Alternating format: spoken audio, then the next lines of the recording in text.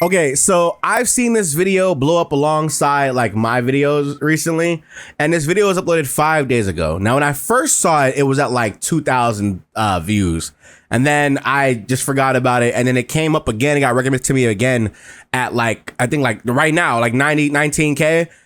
When a video like this comes out, you got to check it out because you never know what type of videos these videos are going to be, because Pokemon is dead is just such like a crazy statement, and I want to know where this is going to go. Now, in the comment section below, let me know how you guys feel about this. We're going to watch the full thing. It's like 10 minutes. You know, you miss out on nothing, right?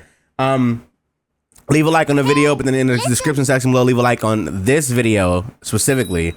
And then obviously go in the comments, support, say what you got to say if you want to go and talk to the actual creator. Talk where you want to talk or whatever. But also, if you're interested, we're doing a Pokemon Legends ZA playthrough early over here on SacredAlmighty.com and for YouTube members as well. So be sure to look, click the join button or click the link in the description section below.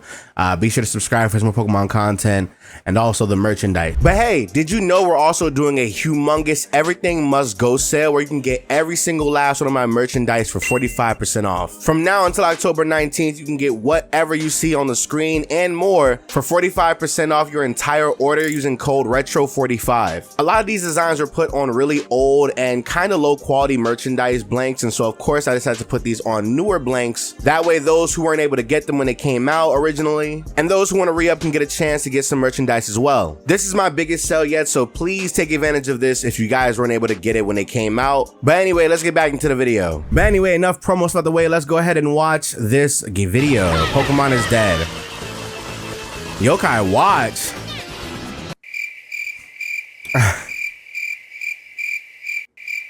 Where do you keep getting all this stuff? Never you mind, Pops. Where did Pokemon go wrong? Many people will give you different answers. Some would say Gen 7, when some would say Gen 8. Some would say when Game Freak switched to 3D models. And to be fair, it is kind of hard to disagree with that. When Gen 5 is so peak, everything has just been downhill from there. Okay, but I want people to understand Pokemon Generation 5 is peak in hindsight. I think there's a video created by Turtle Bro where it was like, oh, how Black and White and Black and White 2 were made. They're two separate videos, but they're videos basically talking about like the development of Black and White and Black and White 2. And those games, I think it's safe to say, were the last time Game Freak actually tried. But at the same time, I think it's low key the last time they were rewarded the luxury of time with these games, because these games came out, they reused a whole bunch of assets, and they just made really, really good games. Like if you saw the development of this game specifically and Generation and Black and White 2, then you would see like, dog, they went crazy for these games. And especially with like how the Terra Leak happened earlier this year, like you can see that these games are like the last time they were awarded the time and the luck and the creative freedom that like they're just not able to get away with now, unfortunately.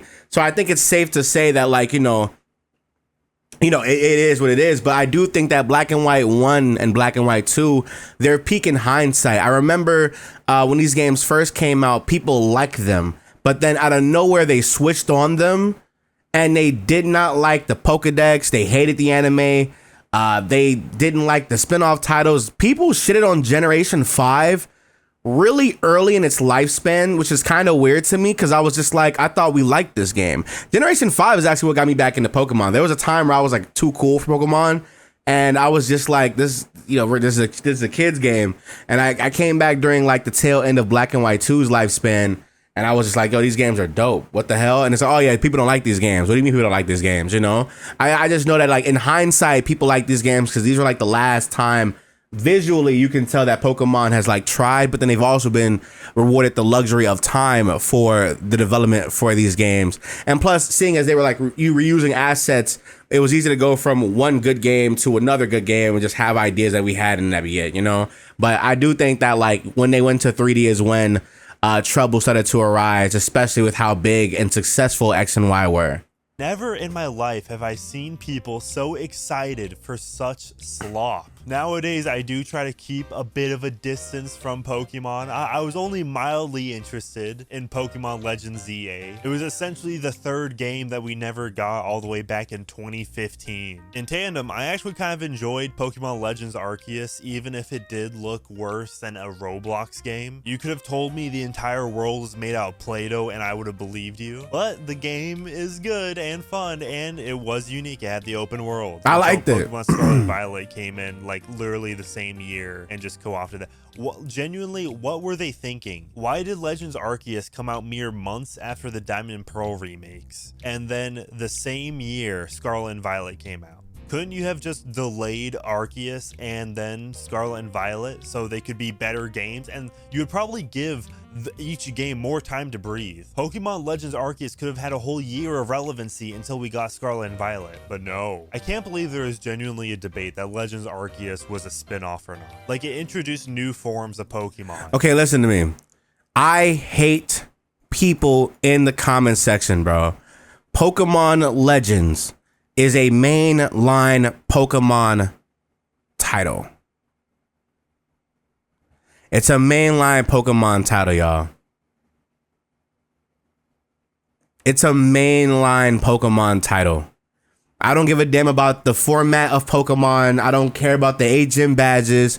Shut the fuck up. Shut up. The company themselves said it's a mainline title. I don't give a fuck about how you feel. It's just not what I'm used to. Who gives a fuck? The company itself said it's a main series title. The forms from said games make it to the Pokedex. The introduction or the features in Legends Arceus have been put into Scarlet and Violet. Not all of them. Not all of them. But they have. It's a mainline game. I be having to repeat that to people, and it's just be like, bro, what do y'all be talking about, bro? What's going on? But anyway, as I was saying, now we're seeing the new Legends title literally be the next mainline engine. Turn this up, please. It is literally being pushed as like, this is your reason to buy a Switch 2, even if it's available on the first Switch. See, in this game, this brand new game in 2025, you get to actually see textures and reflections and a somewhat solid render distance. For as underpowered the Switch may be, I don't see how it's possible that you have Pokemon Legends Arceus on the same console of Breath of the Wild. My hype was very tepid going into— You know, what I like about these type of like videos is that a lot of people go back to Breath of the Wild. And, you know, it's funny because, yes, Breath of the Wild looks great and Breath of the Wild is amazing. But I don't think people remember how, like, the weird moments where there were frame drops in Breath of the Wild 1 and then like Tears of the Kingdom to follow. Like, there were issues with those games. Now, albeit were they big to where like you were falling through the map? No. But I do remember like there were frame rate issues, especially when like the wind was like when you were like in the field and the wind was blowing. You saw like the grass will like randomly slow down. You like slow down mid walking. Like I do, but Breath of the Wild should be the standard for a lot of these open world games. But I would also say, why not Xenoblade Chronicles as a better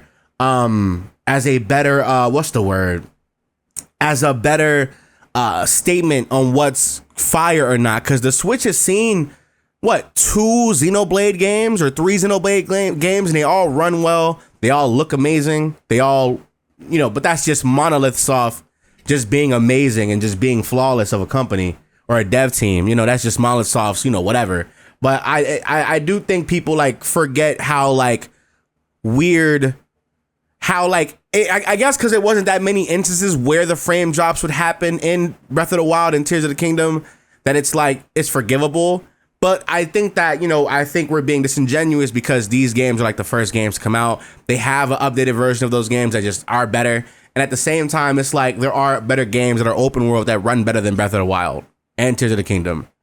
So it's like, I don't know. I like that we're using Breath of the Wild consistently, but I think that there are other games to prove the point more. You know what I'm saying?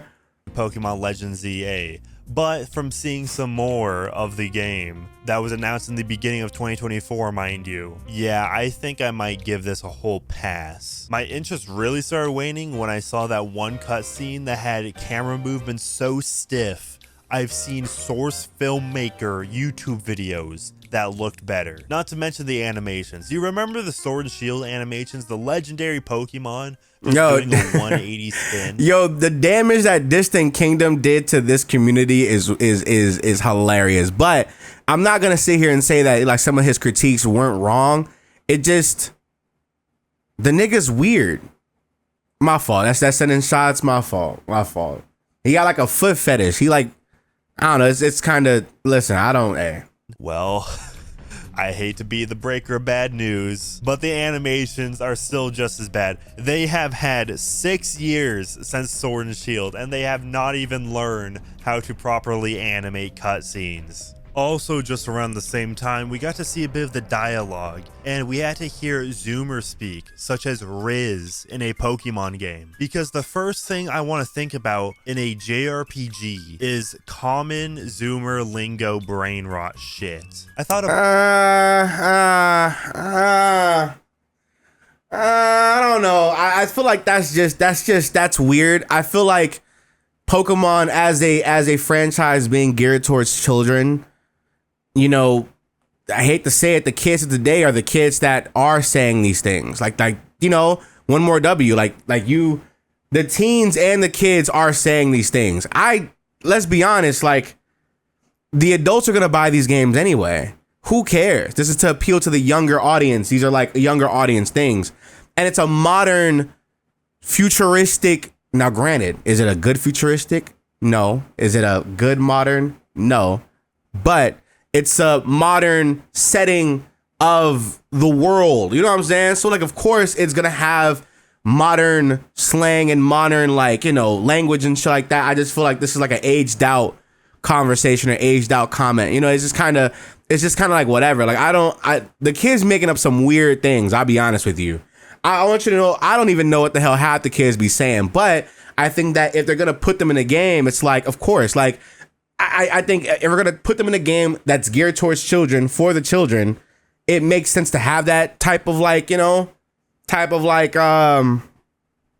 lingo, especially when, like, you know, nowadays, most media has a whole bunch of kid stuff in it, unless it is geared towards like a more mature audience.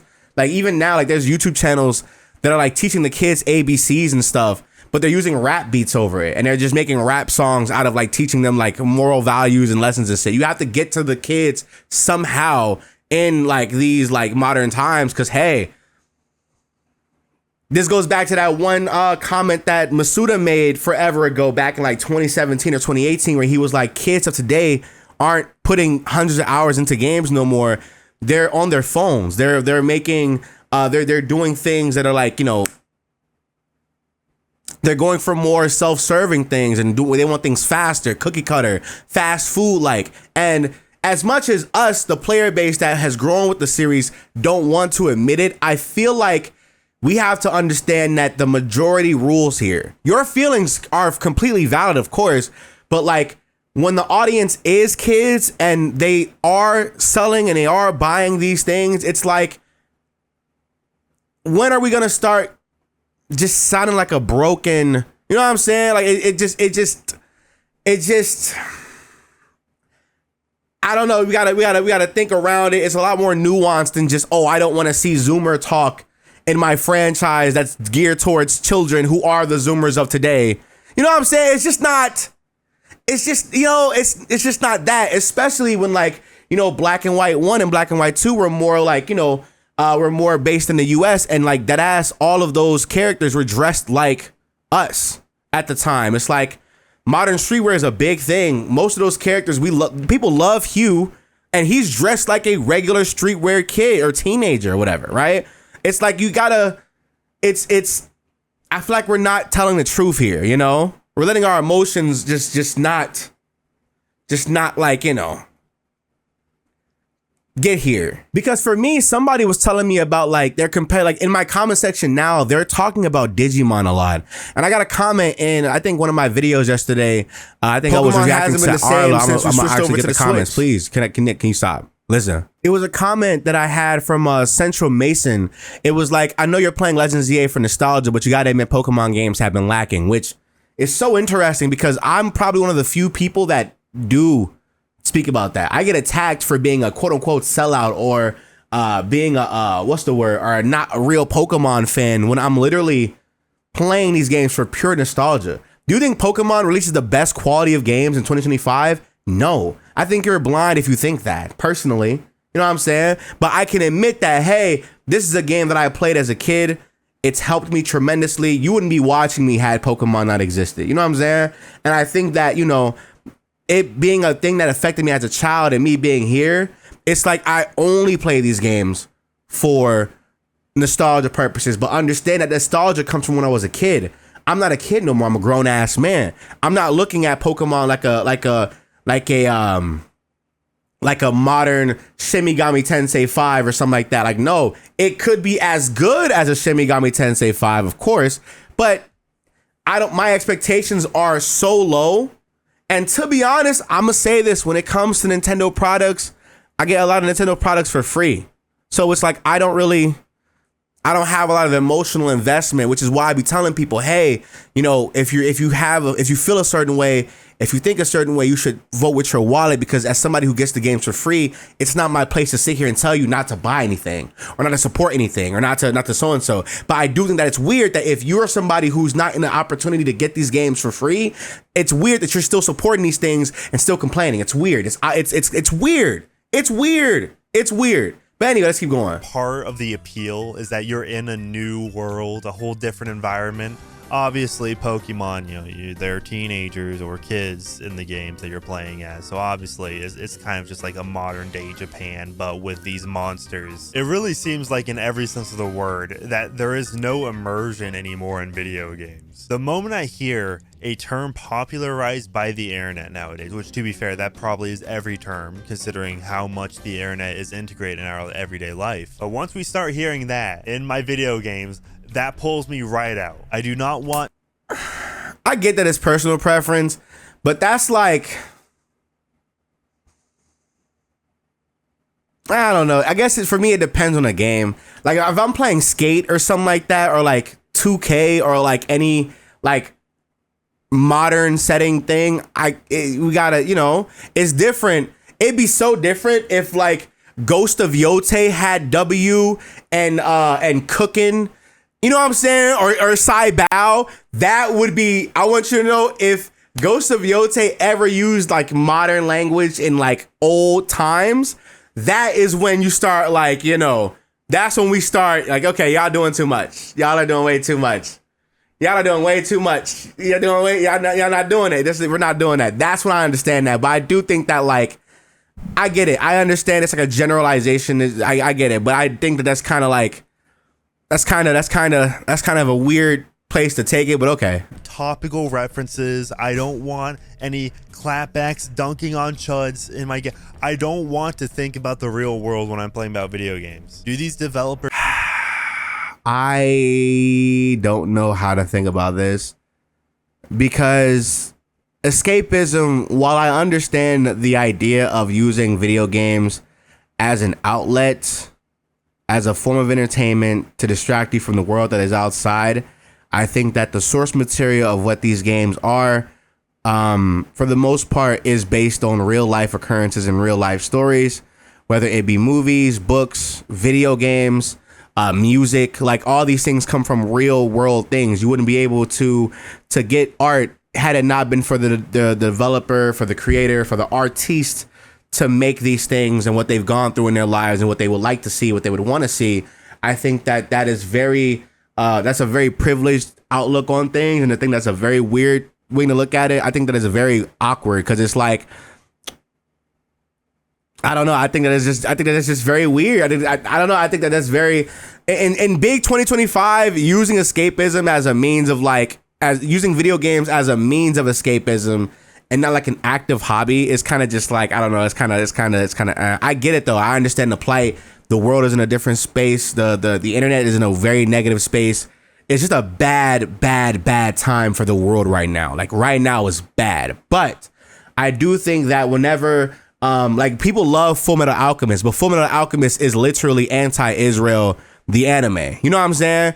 People love a lot of anime is anti-government. Like One Piece is anti-government as hell. And you would never unless you like don't think that deep or you don't care to look into like what these things are inspired off of, you would kind of be like, it's just an anime or whatever. But like, no, these things are inspired off of real world things. They're just made in a way to make it more palatable, more appealing to you, to get you engrossed for the sake of entertainment. But if you want to just be a surface level enjoyer, that's fine. But I think that to outright ignore the intent of the creator and ignore the intent of the so-and-sos is kind of weird. It's very like Asmongoldie, where it's like, you know, it's kind of like, I don't know, it's just a weird way of looking at things, and I kind of don't understand that thought process. I always thought that was weird, especially when it came to like games like Pokemon. It's like, oh, I hate when Pokemon goes woke. When we've been watching characters in Pokemon dress like just very feminine. Like men in Pokemon have been dressing feminine since generation like 1. And like I'm seeing people say, oh, Pokemon's going woke now because the men can wear the girl hairs and stuff now. But it's like, I don't know, dog. Pokemon's been very woke, very all inclusive for a while now. You know, that's as real world as it's gonna get. Like that's a lot. You know what I'm saying? It's just I don't know. I get it though. I understand the plight. I do. It's just I think that like in big 2025, escapism, if you're like above the age of like 21 or 25, escapism, I don't know.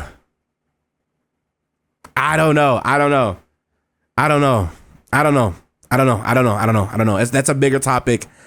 For something it's a bigger topic. We're like 3 minutes into like a 10-minute video. I'm like 25 minutes in. I'm sorry. Even understand that? Do the localizers understand that, frankly? Because naturally, it seems that every single localizer, once they get their hands on any Japanese property, whether it be video games, anime, you call it, they just love to insert memes and their own petty politics into all of these games and the dialogue where it just doesn't belong. Now that I can understand. That right there, I can get it. Because if it's not the original intent for the work, then why are you changing this? Like if I'm a Japanese person and I made this to be consumed for this sole purpose, or if this is an allegory for this, and I give it to somebody and they take this, what I put out there, and you spin it in a way where it's not what I intended, now it's kind of like you're messing with me. But at the same time, I also think about, why would you approve that as a company? You know what I'm saying? Like why would you approve that?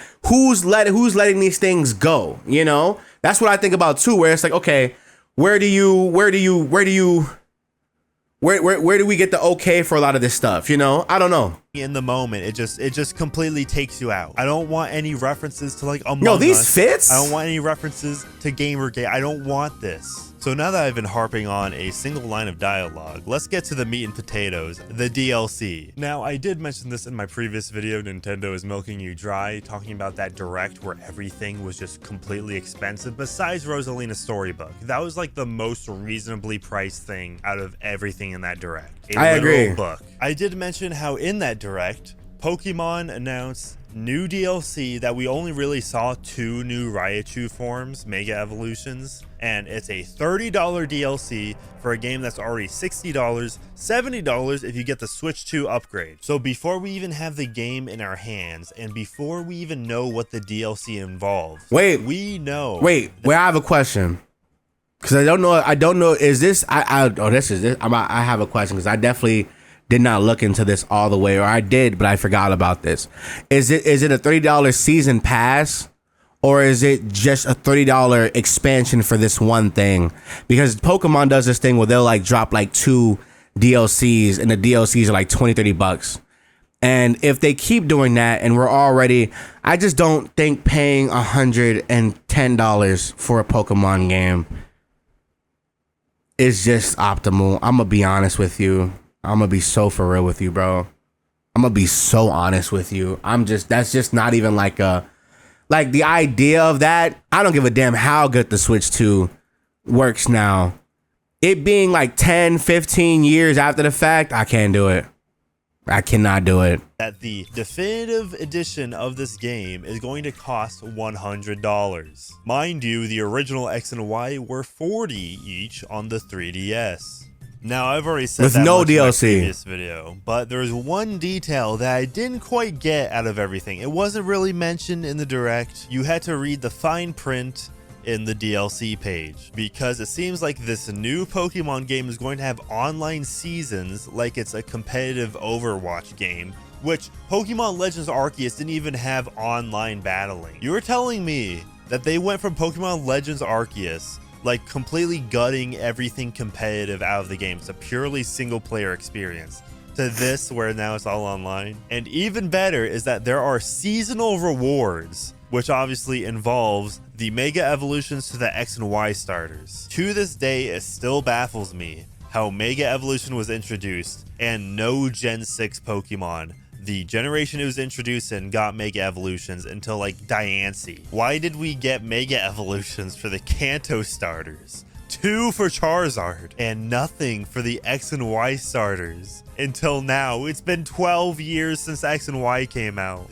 That's valid. That's valid. That is valid. That is 100% valid. That right there, one of the greediest things Pokemon has ever done is literally this decision to make these like online exclusive. That is big. That is 1,000% big. These new Mega Evolutions to the starters you played as in the original X and Y games, you need to have Nintendo Switch Online, which is $20 a year, so like who cares? But also you have to like participate in the like competitive online battling scene. This has to be some legendary manipulation tactics to get people into online lobbies, because I guarantee you the vast majority of the Pokemon player base does not care about competitive battling. That's I'm true. willing to bet there's more people shiny hunting nowadays than battling competitive. That's true. But since you're dangling the carrots, here's new forms of your favorite Pokemon that you played. Remember Greninja? That's gonna get a lot of people to be in these lobbies, assuming that this trick actually works. Now, there is a place in the industry. It's going to work. Unfortunately,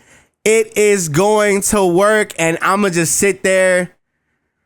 I gotta look the other way, chat. Anyway, For the daily login bonuses, the battle passes, all that stuff. But I don't want it in Pokemon. I don't want it in a JRPG. Imagine logging into chess.com for a daily login bonus. I don't know if chess.com has that, and frankly, I'm too scared to look it up and find out. I don't want video games to feel like chores. That's really what it comes down to with the battle passes. You know, people really liked battle passes when they first come up in the industry, but now it's just a bunch of grinding, a bunch of chores to get to your cosmetic items. And a lot of those rewards in each tier of the battle pass, a lot of filler, a lot of slop, and you have to actually grind 20 levels just to get something useful.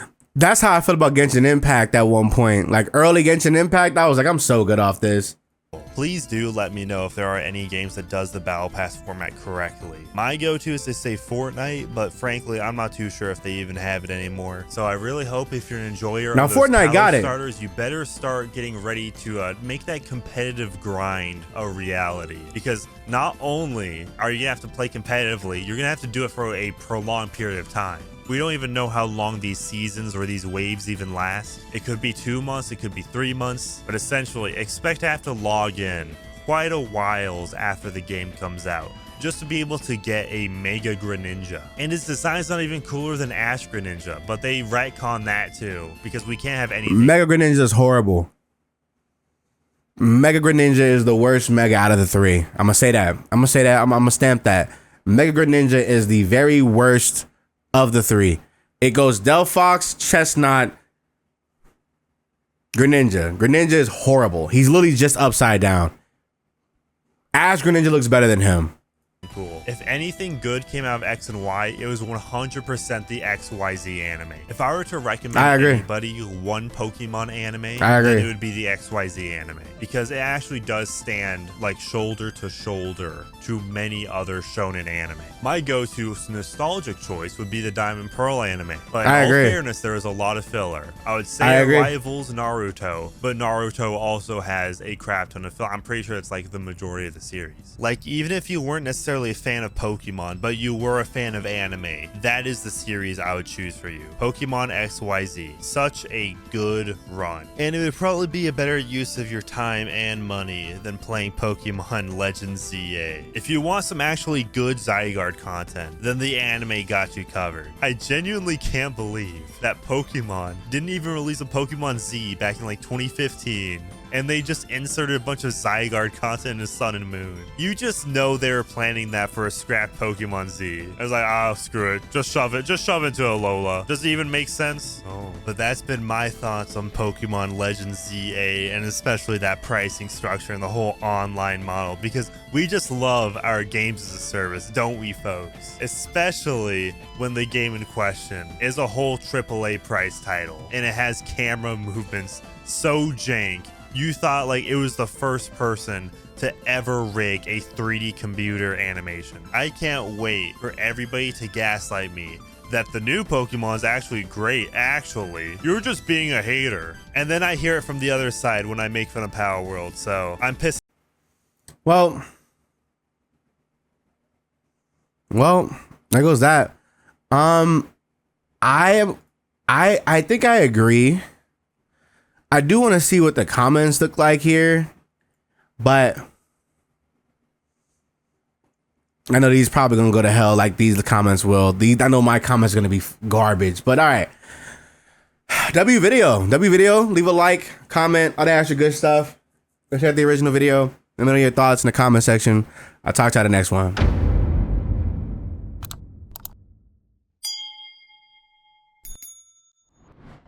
Yo, and shout out to the YouTube members and the website members for keeping this whole thing afloat. Your support goes a long way, and I thank you all so much for going the extra mile. And I hope everybody has an amazing rest of their day.